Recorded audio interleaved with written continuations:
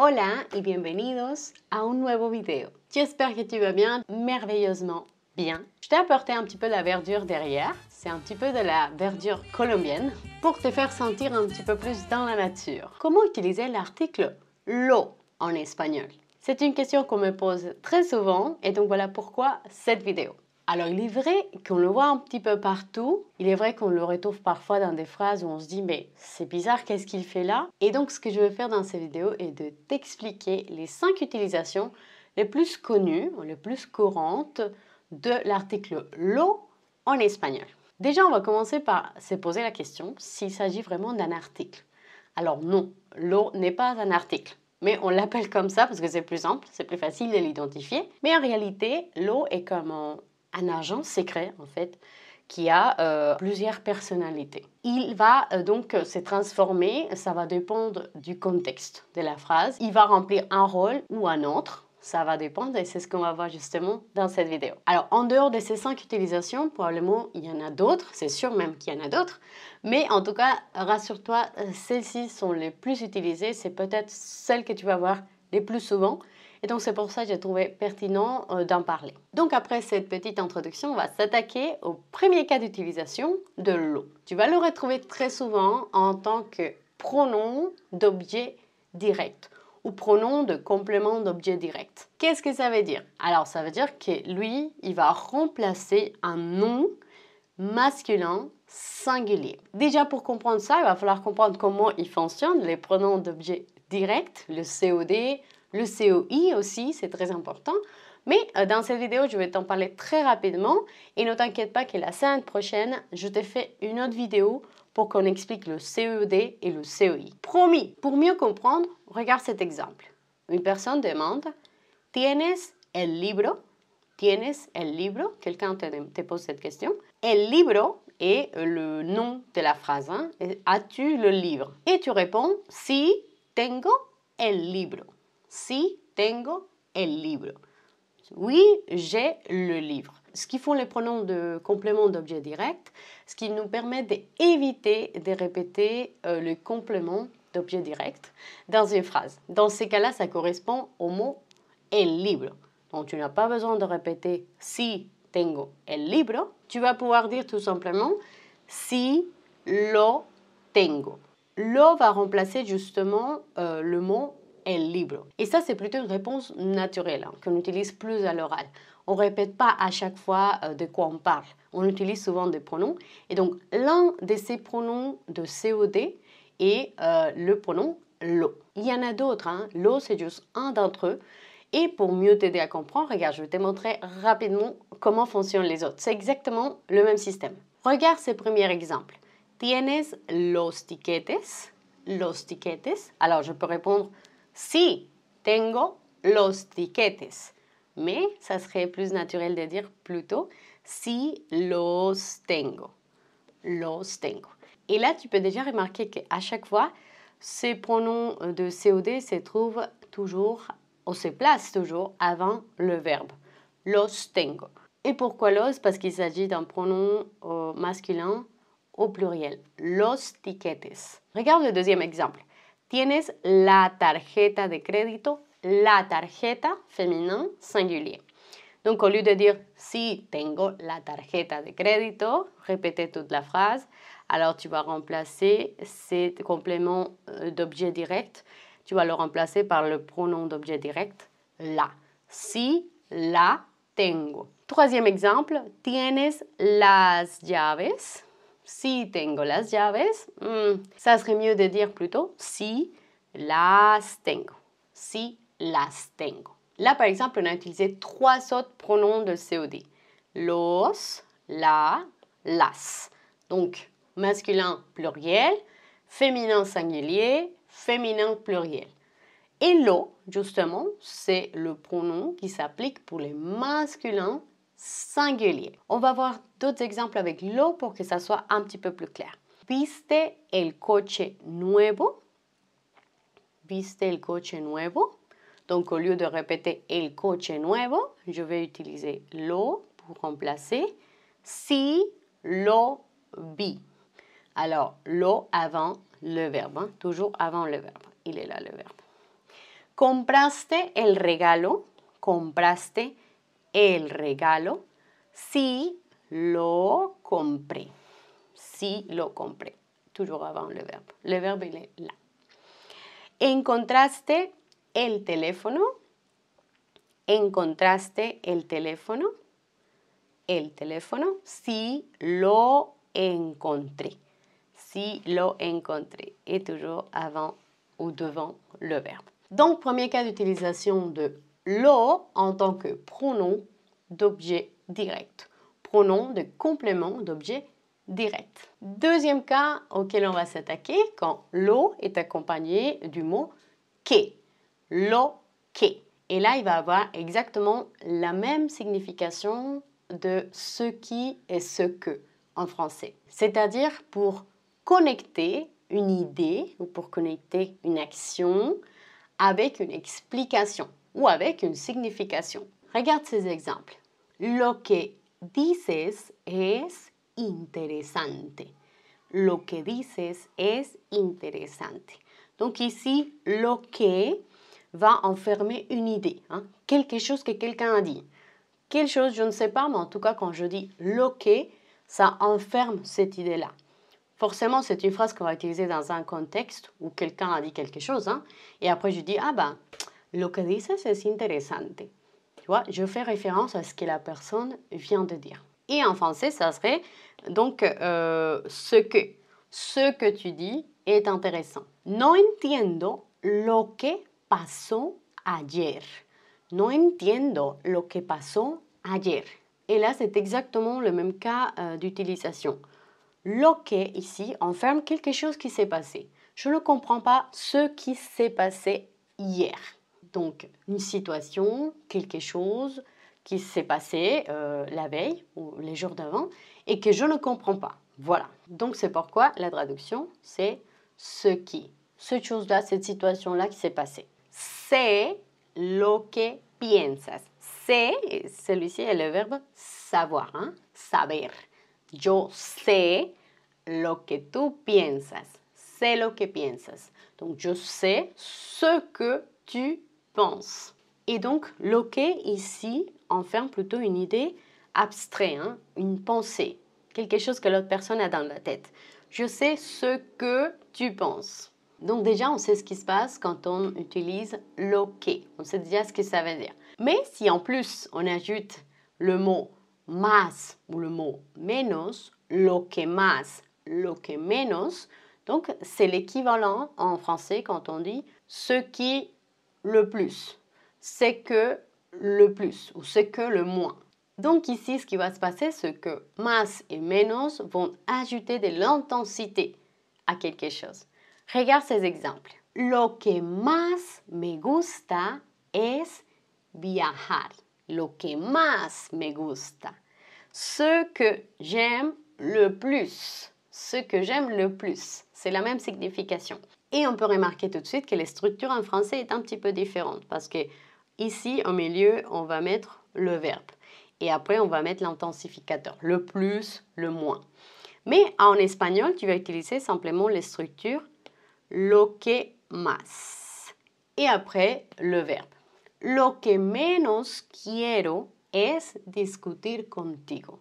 Ce que je veux le moins est de me disputer avec toi. Lo que menos quiero. Donc, tu vois, lo que menos va tout ensemble. Et après, tu ajoutes le verbe.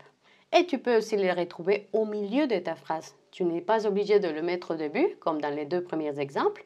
Regarde les deux exemples suivants.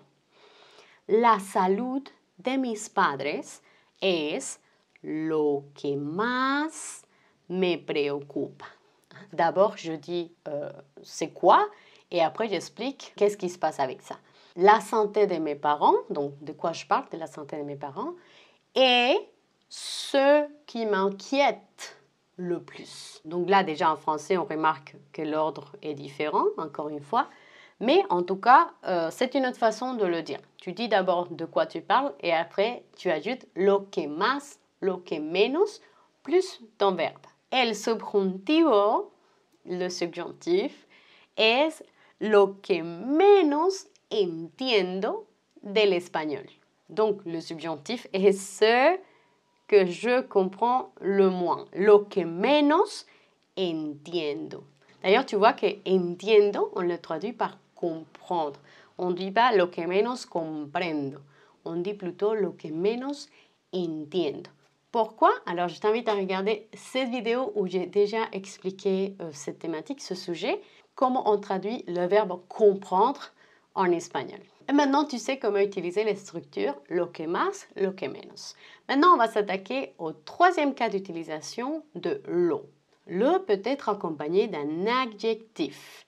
Lo plus un adjectif. Et là, il va nous servir tout simplement pour exprimer, pour faire une affirmation de façon générale à propos de quelque chose ou pour parler d'une qualité ou d'un défaut, si ça peut être un défaut, à propos d'une chose ou d'une personne. Donc, on a dit que les structures est lo plus un adjectif. Un adjectif, n'oublie pas, c'est un mot qui va me donner plus d'informations à propos d'un nom, d'un sujet. Lo bueno, lo malo, lo peor, lo mejor, etc. Regarde ces exemples.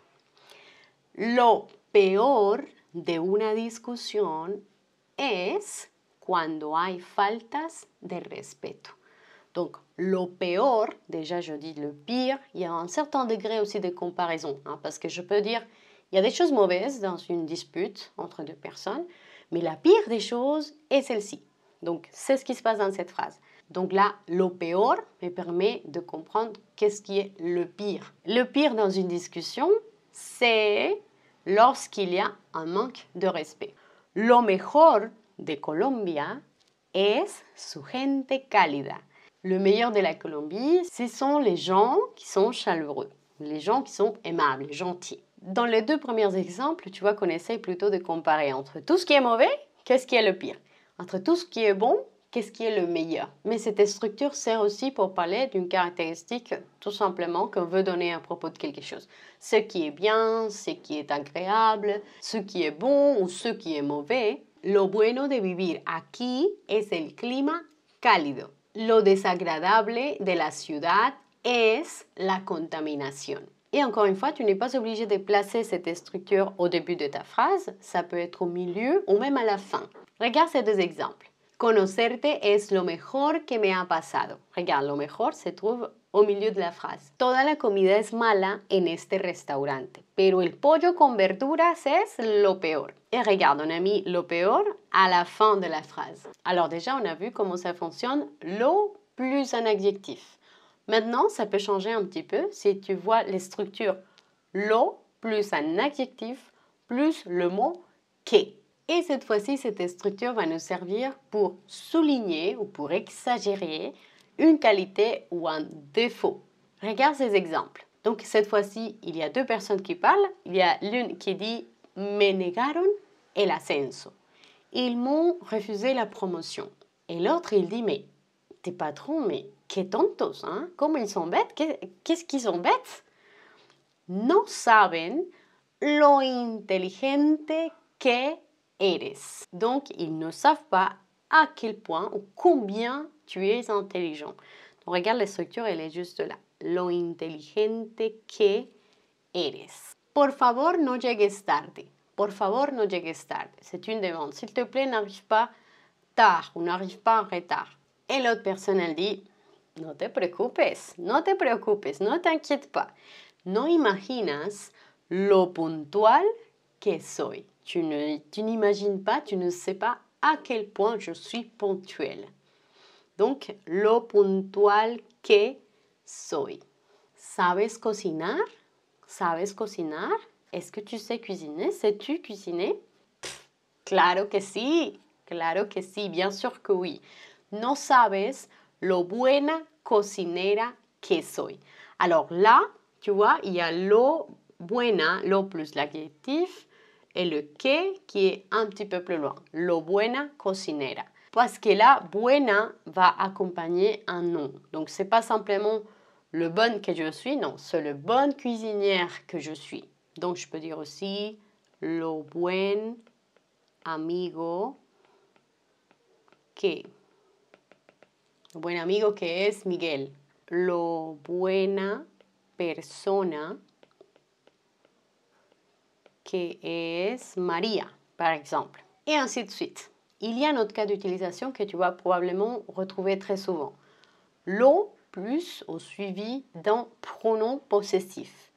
Comme par exemple les pronoms possessifs lo mío, lo tuyo, lo suyo. Et cette structure est très utilisée pour parler d'un point fort ou de quelque chose qu'on fait très bien. Hein. Lo mío es... Regarde ces exemples. Voy a dejar la carrera de medicina. Lo mío es el derecho. Donc, en fait, je vais abandonner les études de médecine parce que ce qui me correspond, ce qui est vraiment mon truc, est le droit. Donc, une personne qui va, par exemple, changer de métier parce qu'elle s'est rendue compte que, en fait, elle est meilleure pour le droit. Hein, ce n'est pas vraiment la médecine qui lui intéresse. Donc, tu vois, les structures utilisées, lo mío es el derecho. Está delicioso. Definitivamente, lo tuyo es la cocina.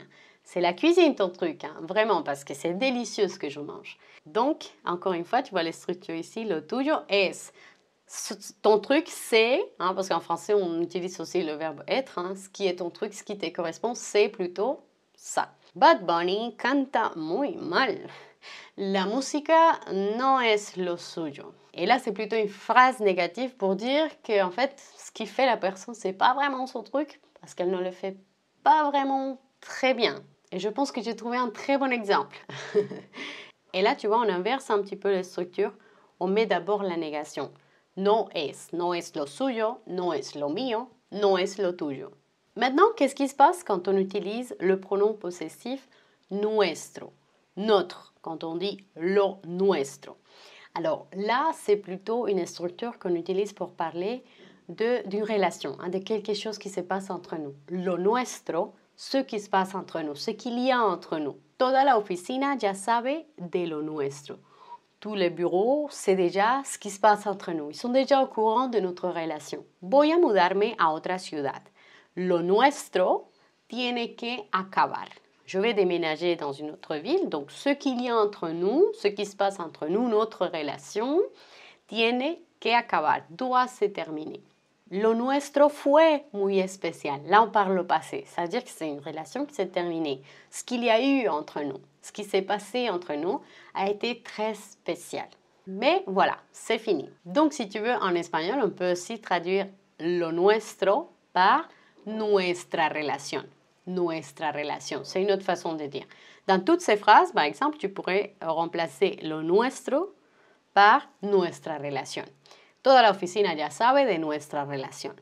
Voy a mudarme a otra ciudad. Nuestra relación tiene que acabar. Nuestra relación fue muy especial. Donc, retiens bien, cette structure a plutôt une signification particulière.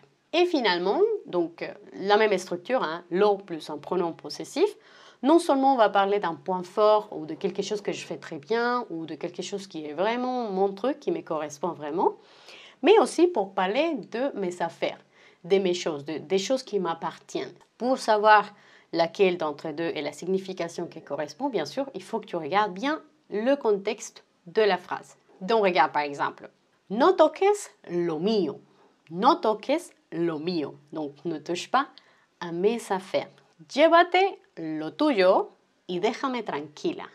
Prends tes affaires et laisse-moi tranquille. Prends tes choses, hein, prends tes affaires, prends tout ce qui est à toi. Et là, on pourrait remplacer aussi par le mot cosas, non? Mes choses, tes choses. Et là, on utiliserait plutôt un adjectif possessif. Mis cosas, tus cosas. No toques mis cosas, llévate tus cosas. Donc voilà, jusqu'ici cette vidéo, j'espère qu'elle t'a plu. J'ai préparé un document écrit avec tout ce qu'on vient de parler, avec tout ce qu'on vient de voir dans cette vidéo pour que tu puisses le télécharger et réviser un petit peu de ton côté. J'espère que l'eau, c'est beaucoup plus clair pour toi maintenant. Il n'y a pas vraiment beaucoup de secrets, hein. Il faut juste utiliser, il faut juste pratiquer parce qu'apprendre toutes ces choses par cœur, ça peut être un peu difficile. Mais ce que tu peux faire, c'est vraiment de t'habituer a l'utiliser. Tu like y tu comentario son lo más importante para mí. No lo olvides. Nos vemos en el próximo video. Adiós.